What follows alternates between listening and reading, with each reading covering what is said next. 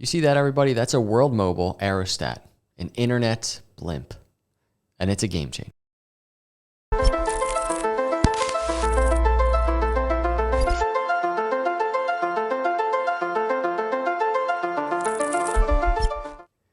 What's up, everyone? Welcome to Crypto Capital Venture. Thanks for coming by. Let's jump into this video. This is a World Mobile video. If you're unaware of what World Mobile is, here's a video I did over a year ago. I really started tracking World Mobile. It's one of the most exciting projects, not only just building on Cardano, but literally just in crypto. Such a cool project with so much to it, like life impacting things, changing the world type of things, amazing technology, and really good ideas. So here's actually a link. So this is, I mentioned internet blimps. This was actually CNN in January, earlier in the year, covering World Mobile, talking about what they're doing. There's an aerostat right there. I've got one floating in the background, doing big things. I wanted to do this video because there was an insanely valuable Twitter thread that came about, and it's a conversation between Mark Cuban and Mickey Watkins over at World Mobile. And I covered what happened with Mark Cuban the other day, and I wasn't going to keep talking about him. I wasn't going to do any more videos about it. But the conversation this thread happened between him and Mickey on Twitter, and it's just such good data. It's so valuable. Even not only if you're following World Mobile, just crypto in general, such valuable information. And this kind of, just to paint some context, comes from, there was an interview many of you are aware of, obviously most are, the whole Altcoin Daily Mark Cuban interview, his comments about Cardano, many people unhappy with. And one of the comments actually talking about Africa, right? And this lack of adoption from Mark's viewpoints in Africa. And this thread on Twitter, I could be wrong, but I believe it starts right here. Somebody was asking about World Mobile token. You see, they said, what about World Mobile, decentralized telecom protocol that's owned by the citizens who use it, not huge companies? And Mark replied, he said, do they have revenue from people actually using the network? If so, how much last month? And that's actually something he alluded to in this conversation, talking about revenue, talking about business models. These are questions Mark was asking, and they're good questions. I really think they are good questions. And that's a point I really want to make real quick. When I watch Mark have any type of dialogue, and you see it a lot on TV, Shark Tank, whatever, whenever you're watching him, dialogue on Twitter, there's like two sides of this guy. I don't know if you've noticed. There's this business savvy side where it's like, wow, he's obviously successful, and here are probably some reasons. He asks the right questions. He has good timing. He knows how to drive narrative, and he's really good at these things. But then there's this other side of Mark, which is like, he just instigates, right? And he can make some snarky comments and things of that nature. And maybe there's a strategy for why he does that as well, but that's another side of him. And you see it even on Twitter. Here's a thread, he's calling Cardano Cardana, right? There's a perfect example of what I mean. Kind of instigating, like poking the bear a little bit, trying to get some drama going. But in this thread, he's asking questions. And this is so key because it's kind of driving a good conversation. So Mickey replied, he said, ARPU is approximately $3 per month. We're currently fine-tuning our sharing economy and have less than 150 nodes up in East Africa. This is 3x what Helium is making monthly with their over 500,000 nodes. And could the answer get any better? Just data-driven, facts. This is what it is. This is what we're building. This is where we are. And this is one reason I really like World Mobile. There's no hype. It's just this. We're building this. We're working on this. We're grinding. And this is what's coming out of it. So Mark says, which tells me nothing. Doing $6 with 2 customers gives you the same thing. Or gives you the same. I'm all for success stories. No one starts at the top, but come on. So there's a little bit of a sarcastic tone, right? And here's Mickey's answer. We have thousands of customers. So Mark's saying they have he's kind of painting this picture like they have 2 customers. Mickey's like, we have thousands of customers on minimal nodes. How did you come up to the conclusion we had 2? But here's where the real thread starts. And I'm going to try and quickly kind of go through what's going on here, but it's kind of lengthy. But I'm telling you, it's such valuable data. I had to put it into a video. So he retweeted the whole doing $6 with 2 customers gives you the same tweet by Mark. And he said, this is for Zanzibar only. And look at that. Total network consumption data right there. Unique users over 5,600. Network uptime, 95 days. Again, everybody, I say it again. It is data. It's data. Mickey's sharing it. And that's the best way to fuel conversation, to fuel education, because that's what's happening here. It's education, and you're going to see why. So Mark said, this is from November. Would love to see a network map with node types, price to buy the nodes, etc., etc. Mickey said, we build why other projects promote. So Mark's kind of like, yo, get that data out there. Like, I would like to see this. And I think he's kind of also illustrating the fact that probably in general, markets would like to see these things, promote it, get it out there. And Mickey's basically like, listen, we're building.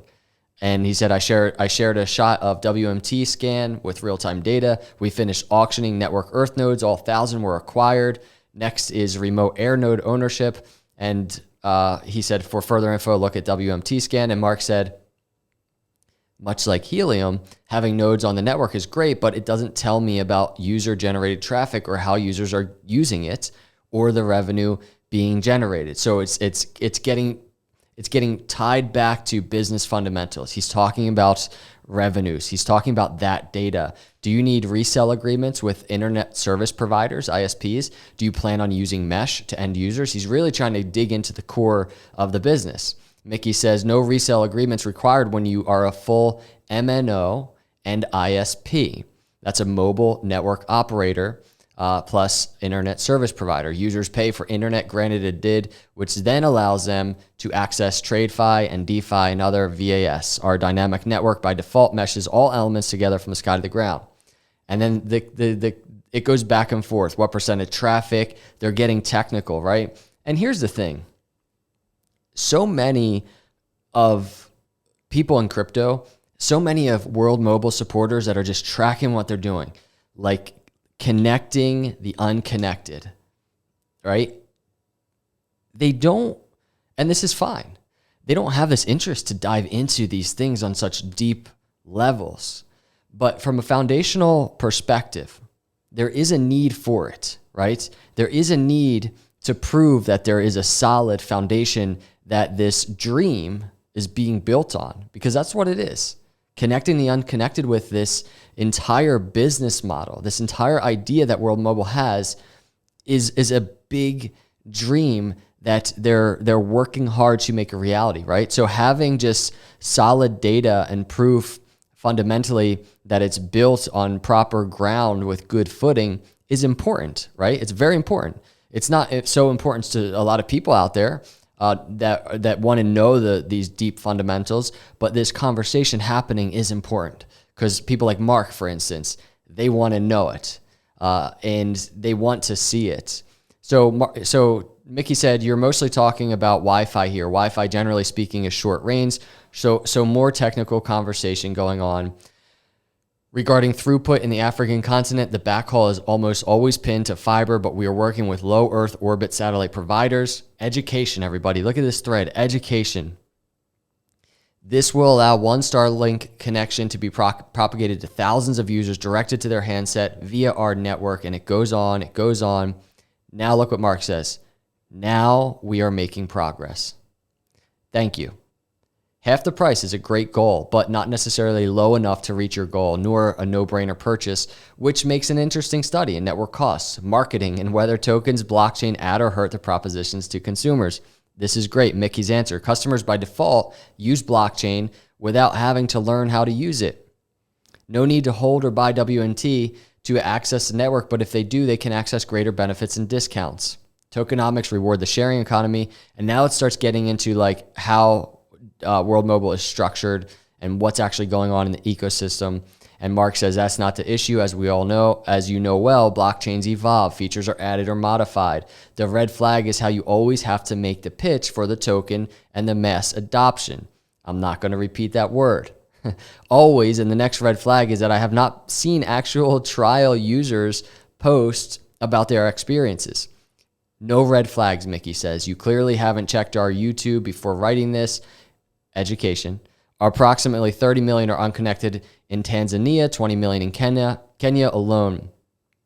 Aerostats are capable of connecting them all. 10% would make us the biggest blockchain project in the world. And that right there is probably one of my favorite tweets from the thread, because it's like it took this conversation and the culmination of ideas and questions from Mark, and then the delivery of education from Mickey to Mark, the culmination of that coming to, well, here's how big this can be.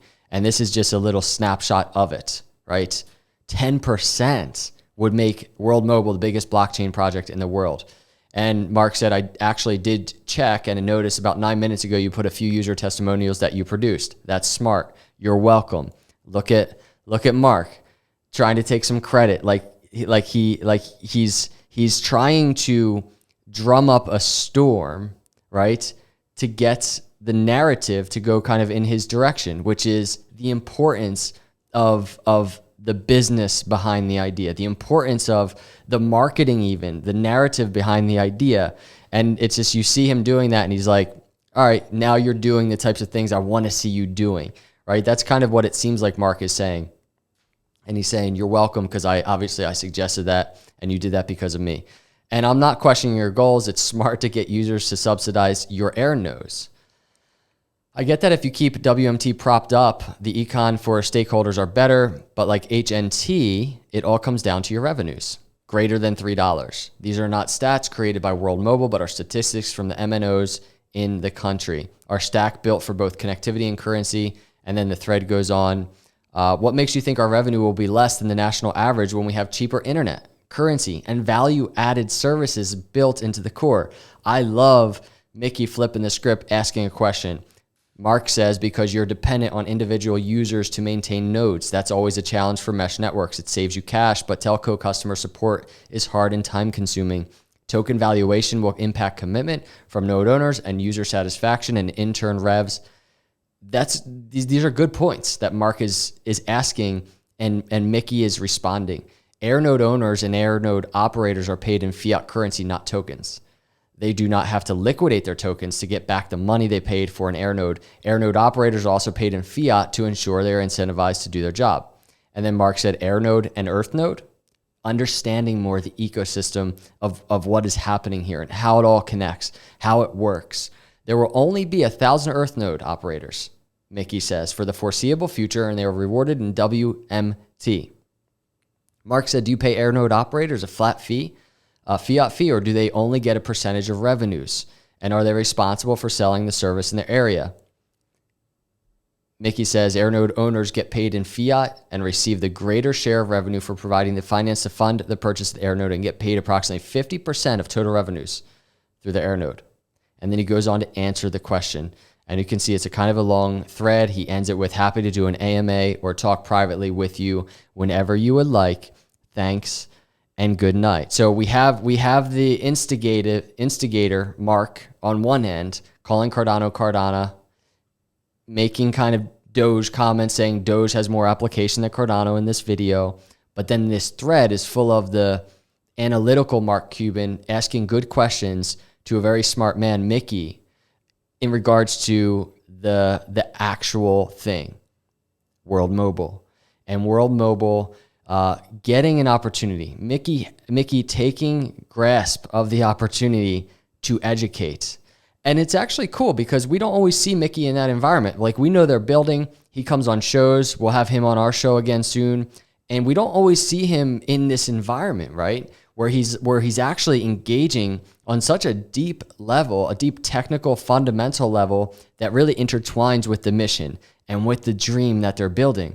And we know the dream, right? We know what they're doing. And the slow shift of that dream or idea or whatever you want to call it to becoming a reality, we were able to really see that in this thread. And nonetheless, really cool to see it in a thread with Mark Cuban, who's been very vocal about Cardano, right? So I think, Mickey not only representing World Mobile just in an extremely fantastic way, but representing Cardano in a really good way, representing crypto and blockchain space and what it's designed for in a really good way.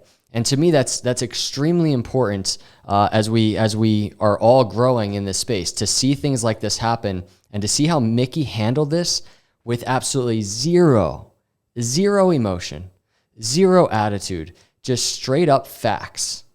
And this is because Mickey and World Mobile, they're builders building. And this is where the value is, everybody.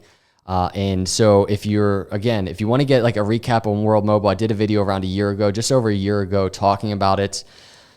And they're growing. They're making awesome strides along the way. So it's going to be very fun to see them continue to grow. This was fun to track this. I wanted to do a video on it because it's an incredibly interesting conversation. And it all started with a question. So everybody, those are my thoughts today. I really appreciate you cruising by. Let me know your thoughts. Are you a fan of World Mobile? What do you think about that conversation with Mark Cuban? If you're not a subscriber, hit the subscribe, hit that like button. I'll see you in the next video. God bless.